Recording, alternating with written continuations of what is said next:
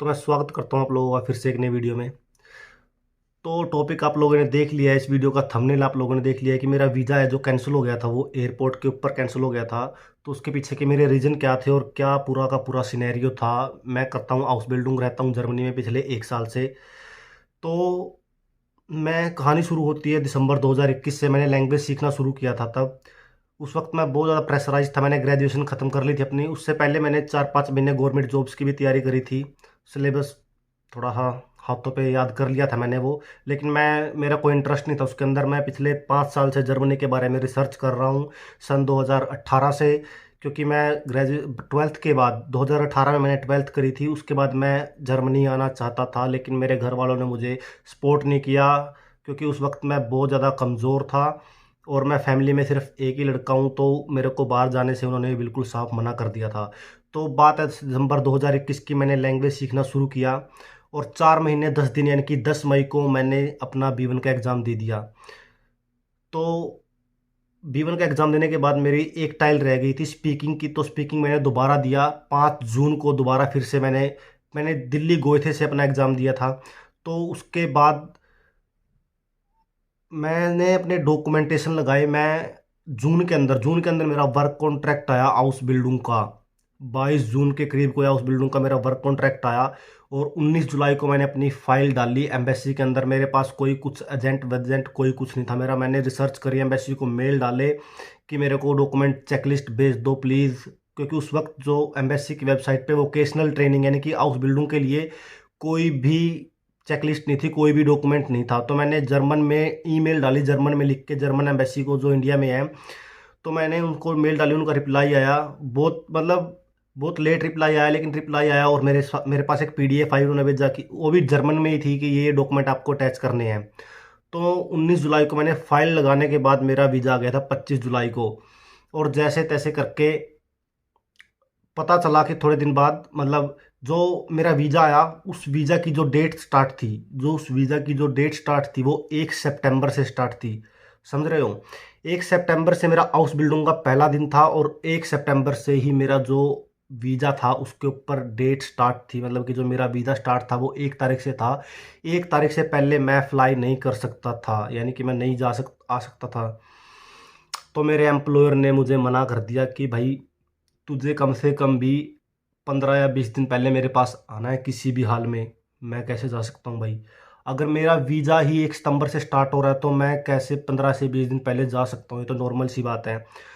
तो मैंने बहुत रिक्वेस्ट करी कि मैं 1 तारीख को आ जाऊँगा, सीधा क्लास में आ जाऊँगा, सीधा ये कर लूँगा वो कर लूँगा। लेकिन उन्होंने मुझे साफ मना कर दिया कि अब हम तुम्हें मार्च इनटेक में लेंगे।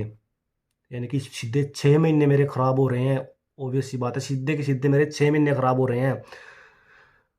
तो मैं इतनी मेहनत करी मैंने, एक एक डॉक्यूमेंट, एक एक दिन मैंने इतनी मेहनत करके अपने डॉक्यूमेंट इकट्ठे किए। कोई एजेंट नहीं है मेरा, कोई मेरे को गाइड करने वाला नहीं है। VFS के अंदर डॉक्यूमेंट टेस्ट करवाने हैं, एम्बेसी को अपॉइंटमेंट बुक करनी है, डॉक्यूमेंट करने हैं। कोई गलती कहीं पे हो जाए वही वो मेरे मतलब उस पे था वो सारा का सारा। तो मैंने जैसे तैसे करके इकट्ठा किया था, लेकिन मना कर दिया मेरे एम्प्लॉयर ने कि मैं तुझे मार्च में लूँगा। तो अब उसके बाद मेरा वीज़ा मेरे हाथ में और मेरे अंदर चुल है। मैं क्या करूं क्या नहीं। तो मैंने एक गलती कर दी। प्लीज़ ये गलती आप ना करें तो बेहतर होगा। तो जो मैंने जर्मनी इमिग्रेशन ऑफिस है, जिस सिटी में मैं रहता हूँ वहाँ पे जो इमिग्रेशन ऑफिस है, मैंने यहाँ पे मेल डाल दी कि जो मेरा वीज़ा है वो 1 तारीख से स्टार्ट हो रहा है और जो मेरा एम्प्लॉयर है वो मुझे मना कर रहा है आने से। तो क्या मैं जर्मनी में आ सकता हूँ? मेरा जो हाउस बिल्डिंग है वो मार्च में शुरू होगा, तो क्या मैं सितंबर में आ सकता हूँ? यहाँ पे मैं B1 थी मेरे पास, तो क्या मैं B2 कर सकता हूँ? और B2 करने के साथ साथ मैं यहाँ पे थोड़ा बहुत काम कर सकता हूँ कि नहीं कर सकता हूँ? क्योंकि जब तक मेरे पास कोई कुछ नहीं था कोई। तो जर्मन में मेल थी वो। तो मेरे पास मेल का रिप्लाई आया कि आपका नाम और आपकी डेट ऑफ बर्थ क्या है। आपका नाम और आपकी डेट ऑफ बर्थ क्या है? मैं अनजान, मैं कुछ पता नहीं यार, कोई आइडिया नहीं इस बात का। मुझे पता भी नहीं था कि मेरे साथ ये घटना घटेगी। तो मैंने जैसे ही वो मेल डाली, मेरा नेम और मेरा डेट ऑफ बर्थ मैंने डाला उसको। तो उसकी मतलब मेरे सब बातचीत हुई, 2-3 बार बातचीत हुई मेल पे आपस में। तो लास्ट मेल आई जो उसकी, तो उस मेल में उसने साफ साफ बोल रखा था कि जो आपका वीज़ा वो कैंसिल हो गया है। अगर आपको आना है तो आपको नया वर्क कॉन्ट्रैक्ट लेना पड़ेगा। आप नया एम्प्लॉयर ढूंढ लो कोई, अगर आपको मिलता है तो। तो आप इसी वीज़ा से मतलब वो वीज़ा मेरा कैंसिल हो गया है। वो बोली कि आपको दोबारा से फिर जर्मन एम्बेसी जाना पड़ेगा दिल्ली के अंदर अपने इंडिया में। तो वो मेरा वीज़ा उसने कैंसिल कर दिया क्योंकि मैंने मेल डाली थी। आप प्लीज़ प्लीज़ मेल मत डालें किसी को भी ऐसे ही, अपना नाम और अपनी डेट ऑफ बर्थ और प्रॉपर अपनी डिटेल ना दें, कुछ भी ना दें।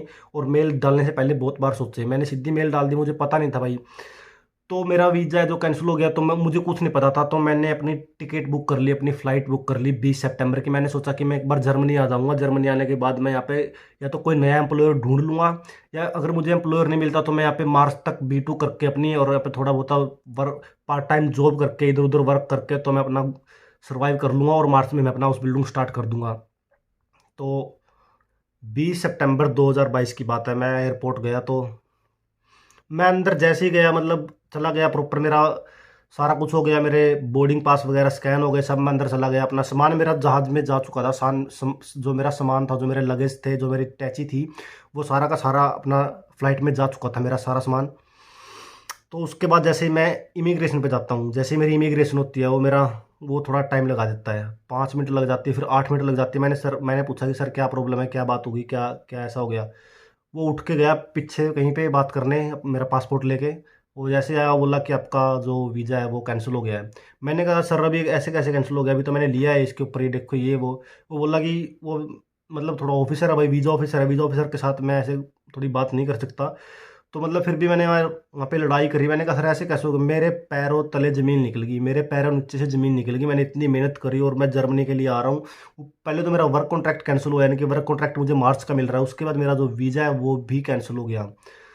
तो मेरे पैरों तले ज़मीन निकल गई। मैं क्योंकि मेरे को फिर टिकट के पैसे भी वापस लेने, और इतना मैंने इतनी मेहनत करी, लैंग्वेज करी, और इतना मैं मतलब एक, अगर कोई ऑस्ट्रेलिया कनाडा या फिर इंग्लैंड का जो बच्चा, यूएसए जाने वाला बच्चा, अगर ऐसा उसके साथ हो जाए, अगर उसने 20-25 लाख रुपए लगा रखे हैं, तो सच बता रहा हूँ मैं, वहीं पे वो खत्म है। वो उसको 1-2 महीना होश नहीं आएगा, उसकी फैमिली को भी होश नहीं आएगा। मैं लिख के दे रहा हूँ, मैं प्रॉपर लिख के दे रहा हूँ बात। अगर ऐसे किसी ऑस्ट्रेलिया या फिर इंग्लैंड वाले बच्चे के साथ ऐसा सिनेरियो हो जाए, तो उसको 2 महीने होश नहीं आएगा, क्योंकि 20-25 लाख रुपए लगा रखे हैं, और इतना मेहनत करने के बाद बंदा 2-2 साल लग जाते हैं यार। मुझे भी 6 से 8 महीने लग गए थे इस प्रोसेस में, पूरे लैंग्वेज की, फिर वीज़ा प्रोसेस की। और वीज़ा प्रोसेस भी मैंने बहुत बहुत शॉर्ट शॉर्ट पीरियड में कर लिया था। मैंने बाग बुक के इधर उधर रिसर्च करके प्रॉपर सारा का सारा मैंने बहुत मेहनत करी थी। लेकिन फिर वही है, जो कहते हैं ना, जो किस्मत में नहीं होता वो नहीं होता भाई। तो मैंने फिर समझ लिया वहीं पे, मैं तुरंत समझ गया कि इसके साथ बहस करेगा तो फिर कोई फ़ायदा नहीं है। वीज़ा तेरा पीछे से ही कैंसिल हुआ, तुझे पीछे ही जाना पड़ेगा, एम्बेसी ही जाना पड़ेगा, दोबारा से तुम्हें वीज़ा फिर से लेना पड़ेगा। मार्च में मेरा वर्क कॉन्ट्रैक्ट मुझे दोबारा से मिल गया मेरे एम्प्लॉयर से, मार्च का लिख के डेट दोबारा से मिल गया मुझे। उसके बाद मैंने एम्बेसी और तुरंत मैंने उसी वक्त मैंने अपनी टिकट के पैसे भी, दिमाग काम नहीं कर रहा है मेरा उस वक्त, बिल्कुल भी कोई दिमाग काम नहीं कर रहा है मेरा उस वक्त। तो मैंने बस जैसे तैसे करके अपने टिकट के पैसे भी, मेरे को शायद हाफ मिले थे, कुछ आधे मिले थे, मुझे पूरे नहीं मिले थे, क्योंकि वो फ्लाइट कुछ कुछ घंटे पहले, कुछ मतलब एक टाइम पीरियड होता है कि आपको उससे पहले ही वो कैंसिल करवानी होती है, तुरंत आप एकदम से नहीं करवा सकते। तो मेरे को कुछ उसके आधे, या फिर मतलब थोड़े 30-40% पैसे ही कुछ मिले थे मेरे को उस टिकट के, उस फ्लाइट के।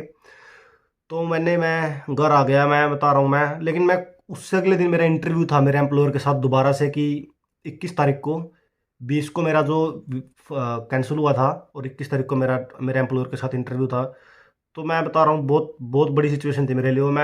लेकिन मैं उस सिचुएशन से निकल गया। मेरे को थोड़ा सा भी एक्सपीरियंस है कैसे क्या करना होता है क्या नहीं। मैं अगर कहीं पे फंस जाता हूँ, या फिर कहीं पे मुझे प्रॉब्लम आती है, तो मैं ठंडे दिमाग से और प्रॉपर सोचता हूँ। और मैं आप लोगों से अपील करता हूँ कि आप ऐसी ईमेल ना करें तो फ़ायदा है। ईमेल करने से पहले बहुत बार सोचें। जो ऑफिसर है, इमिग्रेशन है, जो आप किसी भी एक डिपार्टमेंट के अंदर आप मेल डाल रहे हैं, तो मेल करने से पहले आपको 100 बार सोचना है, और उसको मेल को भी दोबारा दोबारा पढ़ना है, 2-3 बार, एक बार रीड करके। कहीं ना कहीं आप कुछ गलत लिख रहे हैं, या फिर कहीं आप अपनी और इन्फॉर्मेशन देने से बचें, अपनी इन्फॉर्मेशन ना दें तो ही अच्छा है। और सबसे दूसरी बात, फिर मैंने जब अपना दोबारा वीज़ा लिया, मैं उसके ऊपर एक अलग से वीडियो बनाऊंगा। तो मैंने अपना दोबारा वीज़ा कैसे लिया, और क्या मेरा दोबारा इंटरव्यू हुआ एम्बेसी के अंदर, और एम्बेसी ने मेरे से क्या पूछा। तो दोबारा वीज़ा लेना भी एक मुश्किल ही था, क्योंकि मुझे मार्च में आना था, और 4 महीने के अंदर अंदर मुझे फिर दोबारा से वीज़ा लेना था अपना। और मैं 6 महीने इंडिया में रहा। लैंग्वेज मैंने छोड़ दी थी बिल्कुल। जून में मैं घर आ गया था, और घर आने के बाद मैंने 6 महीने, यानी कि जून से लेकर के नेक्स्ट जो जनवरी थी, मैंने उसके बीच कोई लैंग्वेज नहीं करी, कोई कुछ नहीं किया मैंने उसके, लेकिन फिर भी मैं यहाँ पे आके सर्वाइव कर रहा हूँ और लैंग्वेज अच्छी है मेरी, कोई मैटर नहीं है मैं लैंग्वेज। और मैं एक बात और कहूँगा, जो आप लोग इनकी जो ये वीडियो देख रहे हैं आजकल हाउस बिल्डिंग और जो इधर उधर से, जो ये मैं पहले ही बोल चुका हूँ, ये लोग हैं English medium taught, English taught programs में पढ़ते हैं, और ये सारे के सारे प्राइवेट यूनिवर्सिटीज़ में पढ़ते हैं, कोई ही इनमें से पब्लिक यूनिवर्सिटी में पढ़ता है, कोई ही इनमें फ्री में पढ़ता है, ये सारे के सारे एजेंट के थ्रू यहाँ पे आए हैं, और सारे के सारे यहाँ पे मोटी मोटी फीस दे के यहाँ पे अपना सर्वाइव कर रहे हैं और पार्ट टाइम जॉब करते हैं, सबके सब ये मैं बता रहा हूँ आप। और ये हाउस बिल्डिंग के ऊपर वीडियो बना देते हैं, वीजा के ऊपर वीडियो बना देते हैं, ये एजेंट को पीछे पहले 3-3 4-4 लाख में ये खुद लुट के आए हैं, क्या आपको बताएंगे, मैं बता रहा हूँ, इनको नहीं आता कुछ भी, मैं सच्चाई है ये। मैं वीडियो देख रहा हूँ, कुछ मतलब ही नहीं है हाउस बिल्डिंग से, कोई वीजा से लेना देना नहीं है उस बंदे का, कोई मतलब ही नहीं है, वो वीडियो बना रहा है थंबनेल चिपका के और आप उसको देख रहे हो। देखो मर्जी आपकी, आपको पता लग जाएगा थोड़े दिन में, जब प्रेशर क्रिएट होगा आपके ऊपर, मतलब बच्चे को देखोगे आप आसपास के जाते हो, या फिर और भी मेरे जैसे हाउस बिल्डिंग करने वाले और भी आपके सामने आएंगे, आपको कीड़ा मचेगा, आपको चूल मचेगी, लेकिन आप फिर वही बात, आप कर कुछ नहीं पाओगे, क्योंकि आपने टाइम ही उनके ऊपर खराब किया है। अलग से बंदे का पता चल जाता है यार, वो थंबनेल के ऊपर ही ऐसे लिख देता है कुछ ना कुछ, और दूसरी बात फिर वो बताता भी ऐसा ही है, ये हो जाएगा वो हो जाएगा, 5 लाख में जाओगे, 2 लाख में जाओगे, मतलब एक आपको एक वो फंसाता है वो, आप उसकी वीडियो देखते हो, पीछे से देखते हैं मेरे हाथ लगा क्या है। मेन बात है कि आप अगर किसी की वीडियो देख रहे हो, कोई एजुकेशनल वीडियो देख रहे हो, प्रॉपर एक चीज़ देख रहे हो, तो ये तो सोचो कि आप रिसर्च, आप यूट्यूब पे बैठे थे, आपने आधा घंटा 1 घंटा खराब किया, तो आपको निकला क्या, आपको कुछ तो हाथ लगा होगा, कुछ तो पता चला होगा आपको। तो मैं इस वीडियो को यहीं पे एंड करता हूँ, अगर आपके दिमाग में कोई और क्वेश्चंस हैं या फिर कोई हाउस बिल्डिंग को लेकर के, तो मैं वीडियो बना दूंगा, और मैं तब तक के लिए फिर विराम लेता हूँ और बनाता हूँ कभी किसी नए दूसरे टॉपिक पे। तब तक के लिए बाय बाय।